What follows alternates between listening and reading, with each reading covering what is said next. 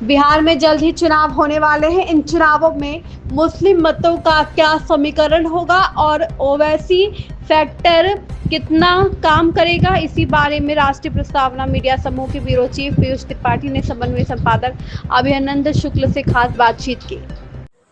नमस्कार, राष्ट्रीय प्रस्तावना में आपका स्वागत है। मैं हूं पीयूष त्रिपाठी और मेरे साथ हैं हमारे समन्वय संपादक अभिनंदन शुक्ल जी, जिनका मैं स्वागत करता हूं इस चर्चा में और अपने सभी दर्शकों का भी स्वागत करता हूं। और अभिनंदन जी, इस चर्चा को आगे बढ़ाते हुए मैं सबसे पहले आज हम बिहार के मुस्लिम मतदाताओं पर चर्चा करते हैं और मैं ये पूछना चाह रहा हूं कि बिहार में जो चुनाव होने वाला है उसमें मुस्लिम मतों का क्या समीकरण होगा और ये जो ओवैसी फैक्टर है ये कितना काम करेगा। नमस्कार पीयूष जी। बिहार में मुस्लिम मतों को लेकर काफ़ी संशय देखा जा रहा है। दरअसल नीतीश कुमार का वक्फ संशोधन बिल को समर्थन करना,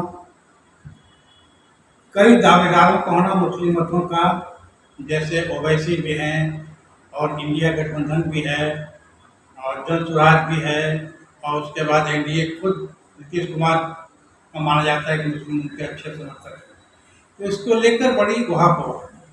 अब आपको परिस्थितियों के हिसाब से आकलन करना होगा।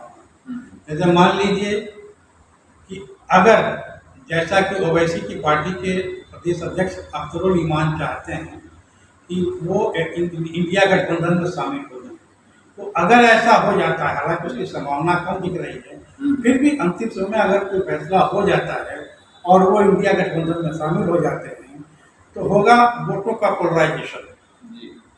ओवैसी के आ जाने से इंडिया ब्लॉक को वोटों का पोलराइजेशन होगा, मुसलमान एकजुट होंगे उसके लिए। इसका नुकसान क्या होगा? इसके रिएक्शन में हिंदू मतों का पोलराइजेशन होगा। तो यह भी जो है इंडिया गठबंधन के लिए खतरे की घंटी है। अब इसको विचार करते हैं कि अगर ओवैसी अलग चुनाव लड़ते हैं, तो ओवैसी अगर अलग चुनाव लड़ते हैं तो वो मुस्लिम वोटों का विभाजन करेंगे। विभाजन तो आपके जनसुराज वाले पीके प्रशांत कुमार भी करेंगे, क्योंकि उनका भी सारा ध्यान मुस्लिम वोटों पर ही लगा हुआ है। उनकी सारी बयानबाजी जो है मुस्लिम वोटों को संतुष्ट करने की है। तो अलग ये देखा जाए कि इसमें भी मुस्लिम वोटों का विभाजन हो रहा है। वहाँ विभाजन न होने से खतरा है इंडिया को, जब विभाजन होने से खतरा है, तो ऐसी स्थिति में जो है एनडीए के लिए अच्छी स्थितियाँ हो सकती हैं। बाकी आकलन तो है, अलग बात है, रिजल्ट तो जनता ही बताती है। लेकिन एक फैक्टर जो सबसे महत्वपूर्ण है कि नीतीश कुमार ने जब से वक्फ संशोधन बिल का समर्थन किया है तब से मुसलमान उनसे नाराज दिखाई दे रहे हैं।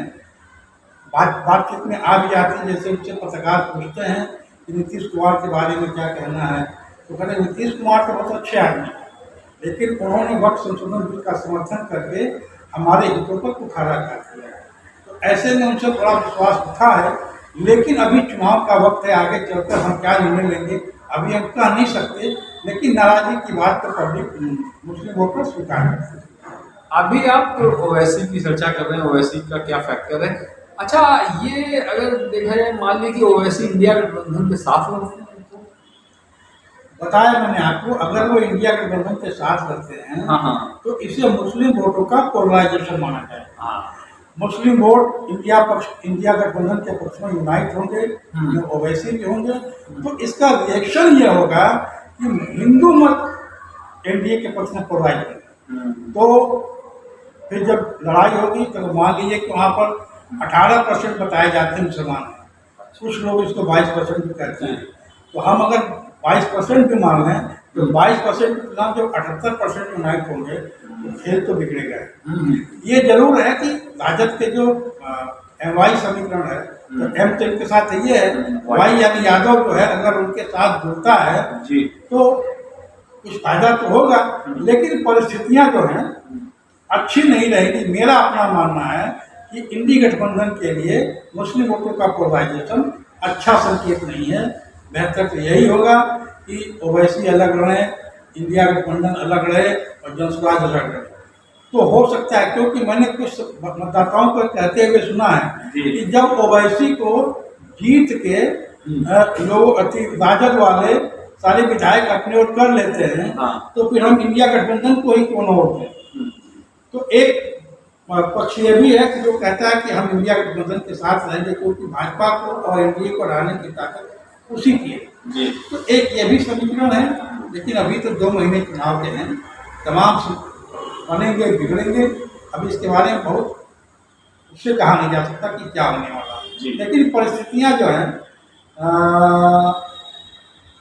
इंडिया ब्लॉक के पक्ष में तो नहीं दिख रही, मैं ये कह सकता हूँ।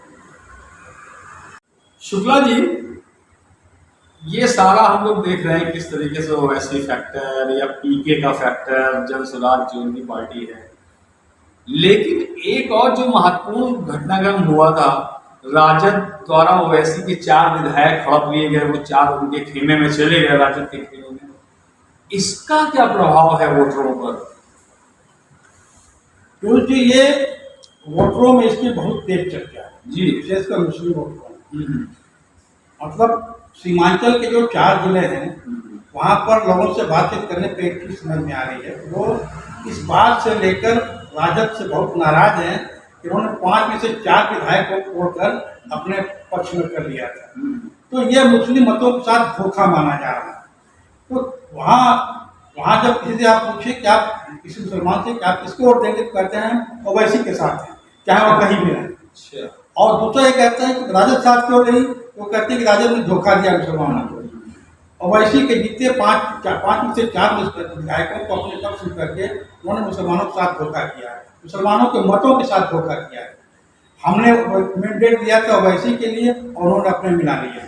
तो राजद की धोखाधड़ी इस मामले में मुसलमानों को अच्छी नहीं लग रही है, और तमाम मुसलमान जो जब ये कहते हैं, फट से कहते हैं कि हम तो ओवैसी के साथ हैं, साथ में ये भी कहते हैं कि हम राजद को तो इस बार सबक सिखाएंगे। तो ओवैसी का फैक्टर इस मामले में भी महत्वपूर्ण है सीमांचल के इलाके में, कि अगर ओवैसी ने ढंग से प्रत्याशी दे दिया पब्लिक के अनुकूल, तो मामला बिगड़ सकता है राजद के लिए। राजद में तो सीमांचल में दिक्कत हो सकती है, क्योंकि पहला सवाल जो ही पूछिए आप किसके साथ हैं, तो हम ओवैसी के साथ हैं। तो ये बड़ा फैक्टर है, और इसका दूसरी बात नाराजगी बताते हैं। तो कुल मिलाकर मुझे लगता है कि ओवैसी फैक्टर बिहार के चुनाव में काम करेगा, और मुसलमानों के दिल में ओवैसी बसे हुए हैं, ये कहने में मुझे कोई गुरेज नहीं है, कोई संकोच नहीं है। ये असर तो डालेगा ही डालेगा। यानी कि इस पूरी चर्चा है या नहीं, या कमल ही खिलता है, ये तो खैर चुनाव के नतीजे बताएंगे। लेकिन ये जो चर्चा है इससे निकल के आया कि मुस्लिम मतदाताओं का रुझान है ओवैसी की तरफ। अब ये किस तरीके से चुनाव में ओवैसी के उससे क्या वो कदम उठाते हैं, क्या वो निर्णय लेते हैं, उस पर निर्भर करता है। बाकी चुनाव के नतीजे बताएंगे। आज की चर्चा बहुत अच्छी, बड़ी महत्वपूर्ण रही। आप किसी तरीके से हमारे साथ जुड़े रहें, और अगली चर्चा में फिर हम आपसे जल्द मिलेंगे। तब तक के लिए राष्ट्रीय प्रस्तावना की ओर से अपने सभी दर्शकों का बहुत बहुत धन्यवाद। नमस्कार।